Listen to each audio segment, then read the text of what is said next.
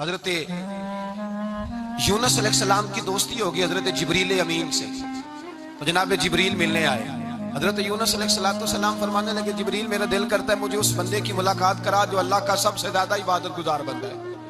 حضرت جبریل امین لے گئے دور فلسطین کے علاقے میں، اور لے جا کر ایک بندے سے ملاقات کرائی جس کی دونوں آنکھیں بھی کوئی نہیں تھی، دونوں بازو بھی کوئی نہیں تھی، دونوں پیر بھی کوئی نہیں تھی، اور اس بندے کی زبان پر لفظ بڑا کیا جاری تھے، یا اللہ تیرا شکر ہے۔ حضرت جناب سیدنا یونس علیہ السلام کہنے لگے میں نے تجھے عبادت گزار کو ملانے کو کہا تھا، تو کہاں لے آیا؟ حضرت جبریل کہنے لگے یا یونس، یہ ہر چیز جاننے کے باوجود اپنے رب کی رضا پہ راضی ہے۔ اس وقت دنیا میں نبیوں کے بعد جس سے اللہ سب سے زیادہ پیار کر رہا ہے وہ یہی بندہ ہے، یہ اپنے رب کی رضا پہ راضی ہے۔ وصل اچھا ہے نہ فراق اچھا ہے، بس جس حال میں محبوب رکھے وہی حال اچھا ہے۔